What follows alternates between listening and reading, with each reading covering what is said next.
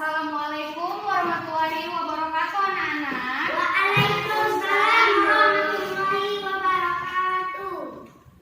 Selamat pagi semua. Selamat pagi, Bu.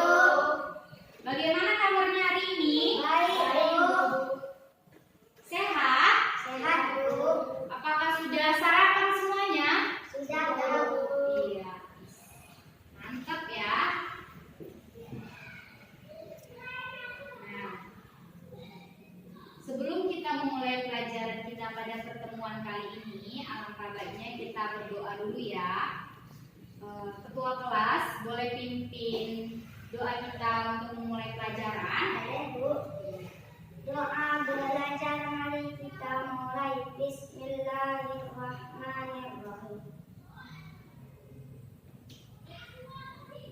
Pembacaan doa secara dasar.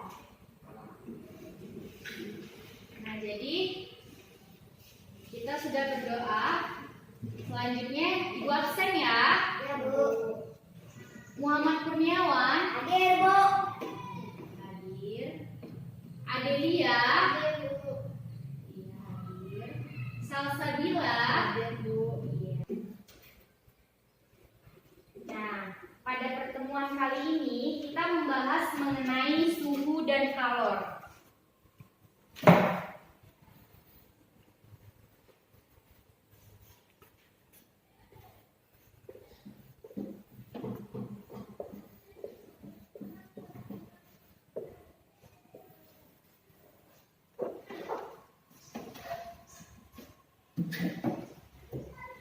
Nah, jadi pada hari ini tuh kita akan membahas yang pertama itu ada pengertian suhu.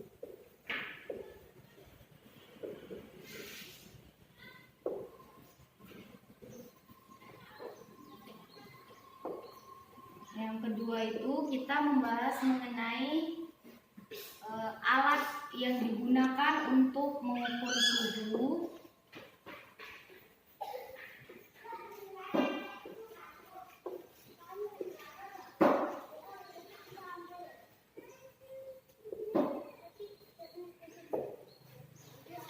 Yang ketiga itu pemuaian.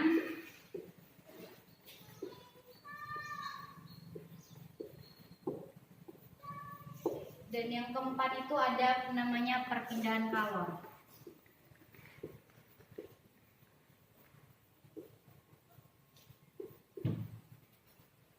Nah, jadi kita masuk ke yang pertama dulu ya. Ada yang tahu apa itu suhu? Saya, Ya, Bu. silakan. Suhu dingin dan suhu panas. Oh iya benar, pintar ya.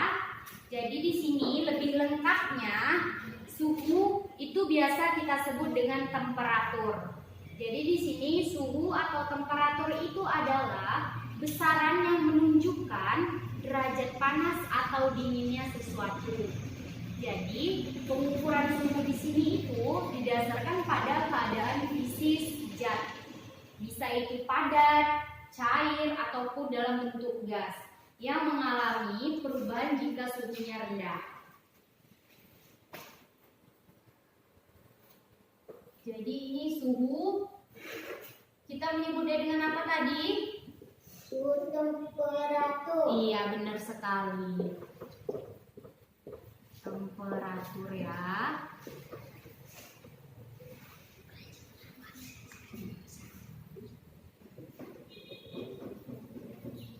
Nah, ada yang tahu alat ukur yang digunakan untuk mengukur suhu? Ada yang tahu?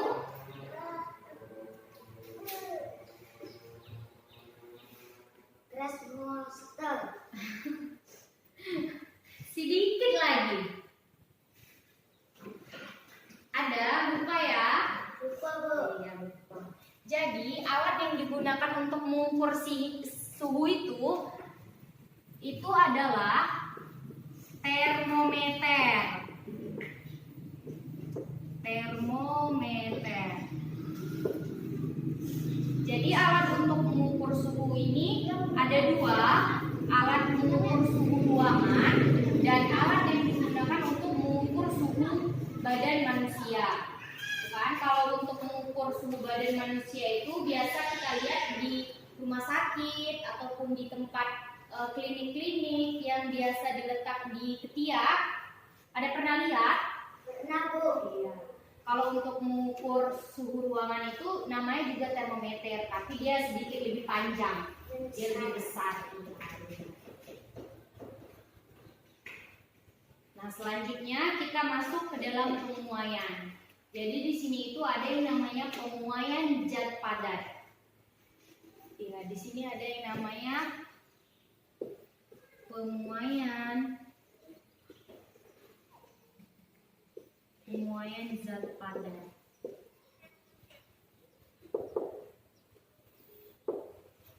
Dan pemuaian zat padat di sini itu zat padat yang dipanaskan akan mengalami pemuaian panjang, pemuaian luas, dan pemuaian volume. Nah, selanjutnya, dan untuk rumus muai luas, muai luas di sini itu, di sini ada yang namanya muai luas,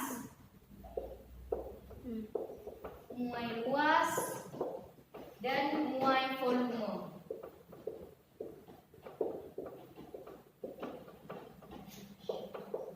Dan untuk rumus muai luas di sini itu kita bisa hitung dengan menggunakan delta T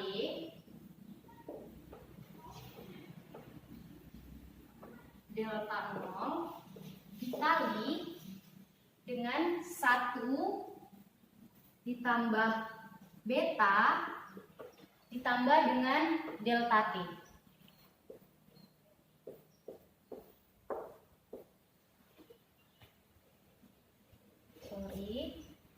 Ini delta.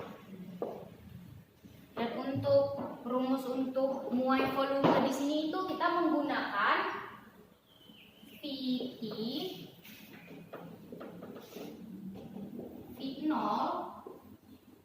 dikali 1 tambah dengan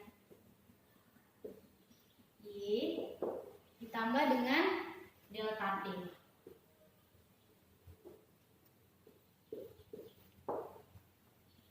Sampai di sini apakah mengerti? Mengerti, Bu. Ya. Pinter-pinter ya anak ibu ya. Ya, Bu. Sangat fokus. Nah, selanjutnya kita masuk ke dalam pemuaian zat cair.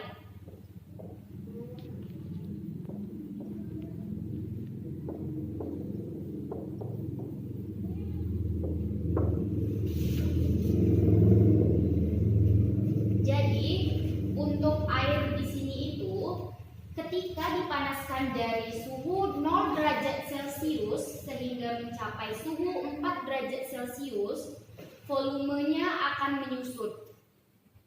Jadi massa itu tidak berubah selama penyusutan sehingga massa jenis mencapai maksimum pada suhu 4 derajat Celcius di mana suhu air minimum, dan pada suhu di atas 4 derajat Celcius air akan memuai jika dipanaskan. Sifat pemuaian air yang tidak teratur inilah dinamakan anomali air. Nah, jadi sini sifat pemuaian air yang tidak teratur, sifat air yang tidak teratur dinamakan dengan anomali air.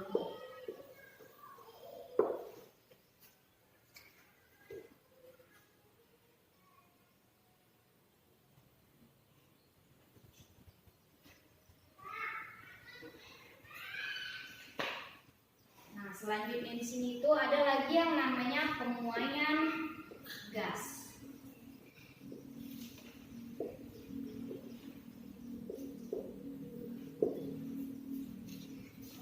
Jadi besaran yang harus diperhatikan dalam penguaian gas ini ada 3. Yang pertama itu ada tekanan, suhu, dan volume.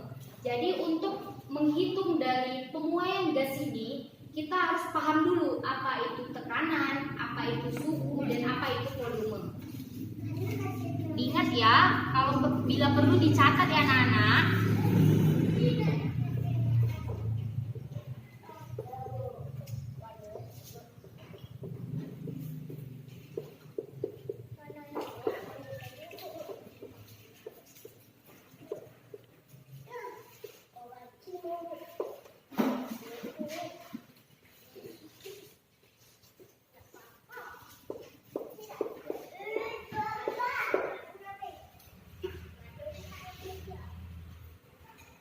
Nah, selanjutnya kita masuk ke dalam pembahasan kalor. Ada yang tahu apa itu kalor? Nah, di sini kalor adalah panas yang berpindah dari benda yang memiliki kelebihan kalor menuju kalor lainnya. Jadi di sini itu kalor di sini itu, jadi ini perpindahan panas.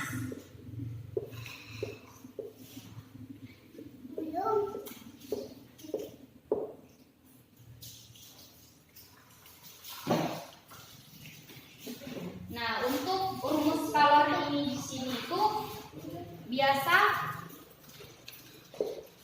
Q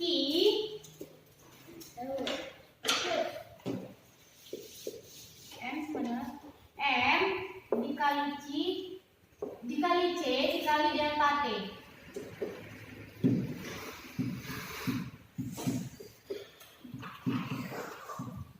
Karena untuk 1 kalori itu dia 4,2 joule dan 1 joule itu 0,24 kalori.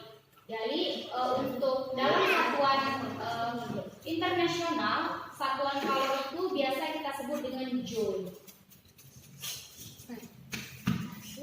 Ada yang tahu contoh dari kalor?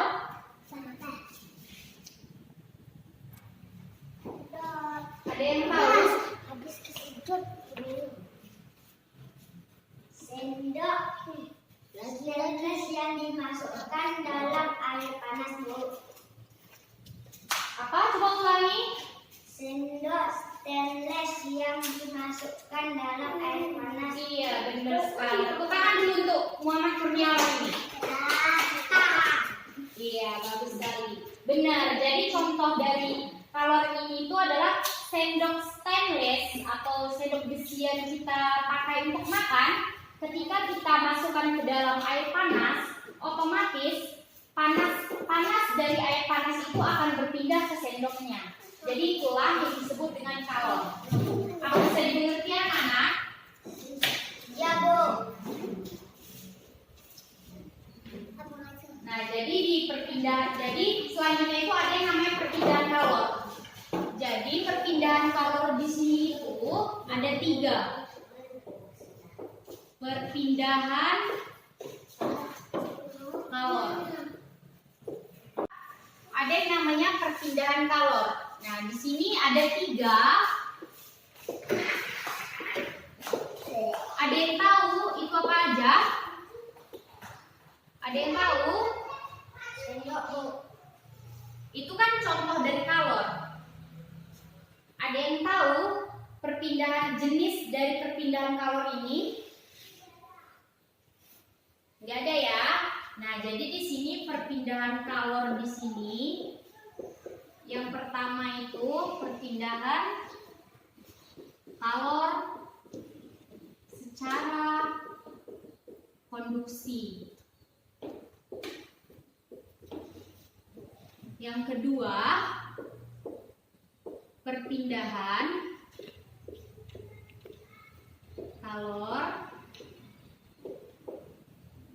secara konveksi. Dan yang ketiga itu perpindahan kalor secara radiasi.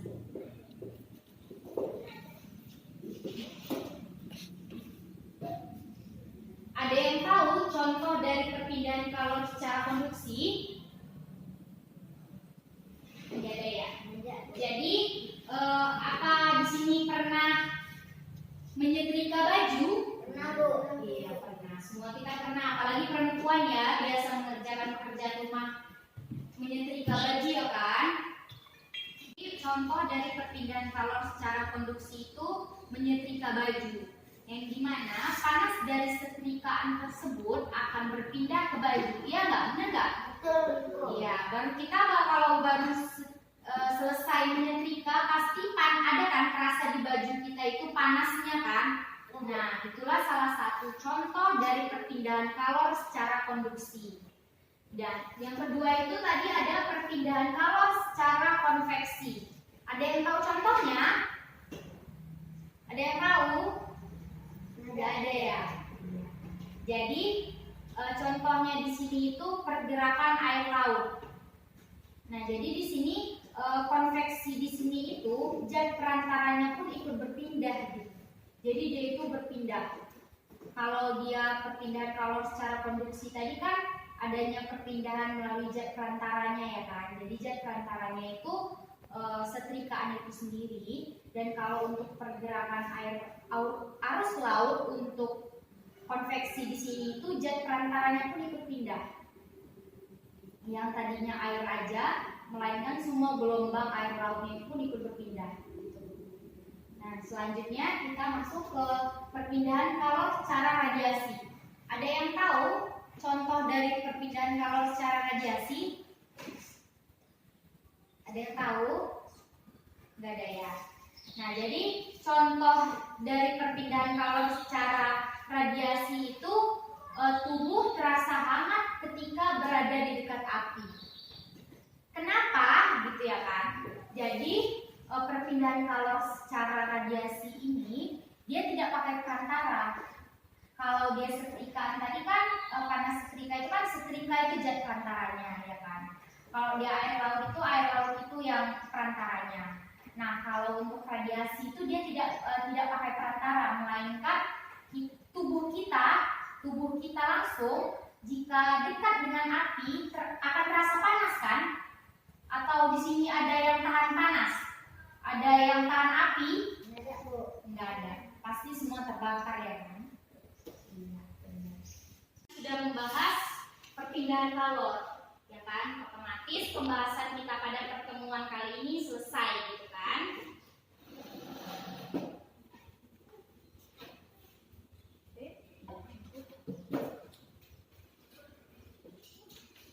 Nah, jadi di sini kita akan membagi kelompok ya. Kita akan membagi kelompok untuk pengerjaan tugas. Nanti saya istirahat, ketua kelas ambil ke kantor ya untuk tugas kalian minggu depan. Nah, jadi di sini tugas kelompok, satu kelompok itu 2 orang ya. Satu kelompok 2 orang. Nanti kelompoknya bisa sendiri dibagi ya. Kelompok perempuan satu kelompok, kelompok laki-laki satu kelompok. Bisa dimengerti? Bisa, Bu. Iya. Jadi nanti pengerjaan soalnya di situ kalian bisa mengirim jawabannya itu, apalagi kita sekarang zaman daring ya, zaman melalui online, ya kan? Karena kan kita belum bisa bersekolah tatap muka terlalu sering gitu kan? Nah, jadi di sini jawabannya itu bisa kalian foto, bisa kalian kirim sama ibu langsung melalui WhatsApp, ataupun bisa mengantarkan ke rumah ibu. Karena kan kita semua berdekatan ya kan? Ya, Bu. Ada yang jauh, iya benar. Nah, jadi di sini kelompoknya, pembagian kelompok sudah jelas kan, dan tugas-tugasnya. Bu. Iya. Jadi di sini mumpung topik kita sudah habis, jadi kita tutup pembelajaran kita hari ini dengan doa. Ketua kelas bisa bantu ibu menutup pelajaran hari ini dengan doa. Bisa, Bu. Iya, yuk mulai. Doa penutupan belajar Bismillahirrahmanirrahim. Subhanaka Allahumma wa bihamdika asyhadu an la ilaha illallah wa anta astaghfiruka wa atubu ilaik.